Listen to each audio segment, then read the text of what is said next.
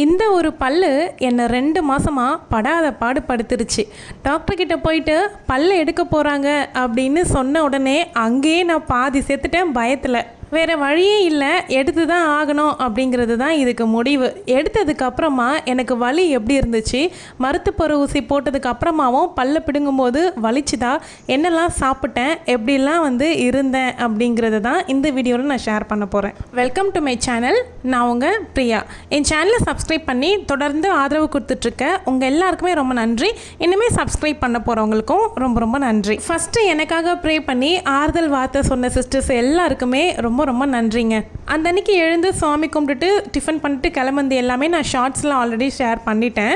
So இந்த வீடியோவில் அதெல்லாம் சொல்ல போகிறது கிடையாது. டேரெக்டாக நம்ம விஷயத்துக்கு போயிடலாம். நான் ஃபஸ்ட்டு May 8 தான் வீட்டு பக்கத்தில் இருக்க டென்டிஸ்ட் கிட்ட போயிட்டு பல்லு சென்சிட்டிவிட்டி அதிகமாக இருக்குது, பெயின் இருக்குது அப்படிங்கிறதுனால நான் பார்த்துட்டு வந்தேன். அவங்க என்ன சொன்னாங்கன்னா பேஸ்ட்டும் மவுத் வாஷும் கொடுத்துருந்தாங்க. லாஸ்ட்டு டீத் எடுக்க வேண்டியது இருக்கும் அப்படிங்கிறத ஃபஸ்ட்டே சொன்னாங்க. இந்த பேஸ்ட்லேயே உங்களுக்கு சென்சிட்டிவிட்டியும் பெயினும் குறையலை அப்படின்னா அந்த முன்னாடி இருக்க பல்லை ரூட் கேனல் பண்ண வேண்டியது இருக்கும் அப்படின்னு சொல்லி அனுப்பிட்டாங்க. அவங்க சொன்ன பல்லு ஆக்சுவலி உண்மையாகவே ப்ராப்ளமே கிடையாது போல். நான் திரும்பவும் அதே டென்டிஸ்ட் கிட்ட போயிருந்தேன் அப்படின்னா எனக்கு கண்டிப்பாக ரூட் கேனல் பண்ணிகிட்ருப்பாங்க. ஸோ நான் வேறு ஹாஸ்பிட்டலுக்கு போனேன். எங்கன்னு பார்த்தீங்க அப்படின்னா போரூரில் இருக்க ராமச்சந்திரா டென்டல் கேருக்கு தான் போயிருந்தேன். அங்கே காஸ்ட்டு ரொம்ப ரொம்ப கம்மி தான், அதிகம்னு நினைக்காதீங்க. ஏன்னா ராமச்சந்திரா அப்படின்னாவே காஸ்ட் அதிகம் அப்படின்னு நினச்சி நிறைய பேர் அங்கே போகிறதே கிடையாது. உடையார் பிளாக்குன்னு ஒன்று இருக்குது, அந்த பிளாக் தான் ப்ரைவேட்டு. அதுக்கு பக்கத்துலேயே ஜி பிளாக்கு, அதுக்கப்புறம் டென்டல் கேர்னு தனியாக ஒரு பில்டிங் இருக்குது. இங்கே ரொம்ப கம்மி காஸ்ட்லேயே நமக்கு நல்ல ட்ரீட்மெண்ட் பார்க்குறாங்க. எனக்கு ஆல்ரெடி உடையார் பிளாக்கில் தான் ஹெர்னியா சர்ஜரி பண்ணாங்கல்ல, உங்கள் எல்லாருக்குமே தெரியும். புதுசாக பார்க்குறீங்க அப்படின்னா தெரியாது, ஆனால் பிளேலிஸ்ட் செக் பண்ணிங்கன்னா நீங்கள் அதனுடைய ஜேர்னியை தெரிஞ்சிக்க முடியும். ஸோ ஹஸ்பண்ட்க்குமே கொஞ்சம் கேவிட்டி ஸ்டார்டிங் ஸ்டேஜில் இருந்துச்சுங்கிறதுனால 2 பேருமே பார்த்துக்கிட்டோம். அவருக்கு ஃபில்லிங் மட்டும் பண்ணிக்கிட்டால் போதும் அப்படின்னு சொன்னாங்க. இப்போ வரைக்கும் ஒரு 3 பல்லு ஃபில்லிங் பண்ணியிருக்காங்க. எனக்கு விஸ்டம் டீத் எடுத்துட்டாங்க. செக் பண்ணி பார்த்ததில் 3 கடவா பல் எடுக்கணும் அப்படின்னு சொல்லி அனுப்பிட்டாங்க. அப்பாயின்மெண்ட் கொடுத்தது ஜூலை 2 அன்றைக்கி அப்பாயின்மெண்ட் கொடுத்துருந்தாங்க. நானும் அது கரெக்டாக போயிட்டேன். ஓபி ஒரு 50 ருபீஸ் பே பண்ணி நம்ம ஃபைல் போட்டுக்க வேண்டியது இருக்கும். அதுக்கப்புறமா எக்ஸ்ரே ஏதாவது எடுக்கிறாங்க அப்படின்னா அதுக்கு 20 ருபீஸ் சார்ஜ் பண்ணாங்க. பல்லு க்ளீன் பண்ணுறதுக்கும் 20 ருபீஸ் தான் சார்ஜ் பண்ணுறாங்க. பல்லு ஃபில்லிங்க்கு ஒரு பல்லுக்கு 100 ருபீஸ் சார்ஜ் பண்ணுறாங்க. பல்லு எடுக்கிறதுக்கு 200 ருபீஸ் சார்ஜ் பண்ணுறாங்க. ரூட் கேனல் பண்ணணும் அப்படின்னா கூட 200 ரூபாவோ இல்லை 300 ரூபாவோ தான். ஆனால் நான் ப்ரைவேட்டில் பார்த்தேன் பார்த்தீங்களா, அவங்க 3500 ரூபாய் எனக்கு சொல்லி அனுப்பியிருந்தாங்க. அது முடிச்சுட்டு க்ரௌன் போடணும் அப்படின்னா 8000 ரூபாய் சொன்னாங்க. அடடா, நான் அங்கே பண்ணியிருந்தேன் அப்படின்னா அவ்வளோதான், எனக்கு கண்டிப்பாக ரூட் கேனல் பண்ணிகிட்ருப்பாங்க.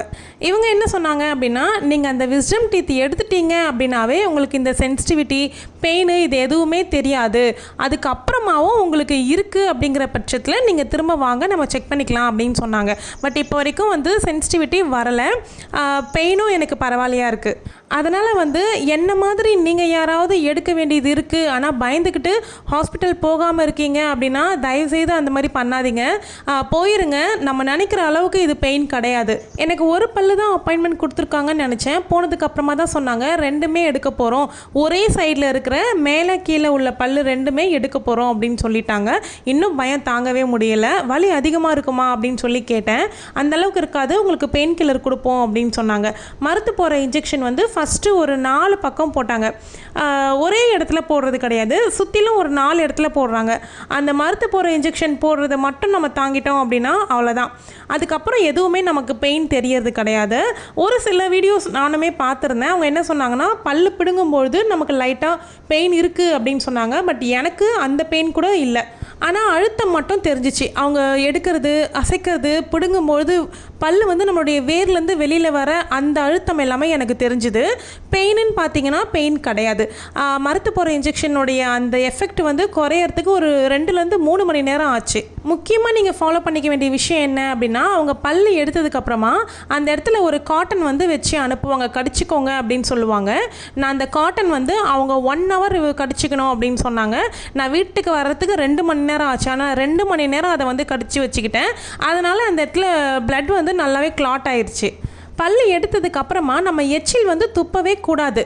நமக்கு ஒரு மாதிரி தான் இருக்கும், அந்த பிளட் டேஸ்ட் வந்து வாயில் இருக்க மாதிரி தெரியும், துப்பணும்னு தோணும், ஆனால் துப்பக்கூடாது. துப்ப ஆரம்பித்தோம் அப்படின்னா நமக்கு திரும்பவும் ரத்தம் வந்து வர ஆரம்பிக்கும். அதுக்கப்புறமா ஜில்லுன்னு வந்து ஐஸ் சாப்பிடுங்க, ஜூஸ் எல்லாமே சாப்பிடலாம், ஆனால் ஸ்ட்ரா யூஸ் பண்ணக்கூடாது அப்படின்னு சொன்னாங்க.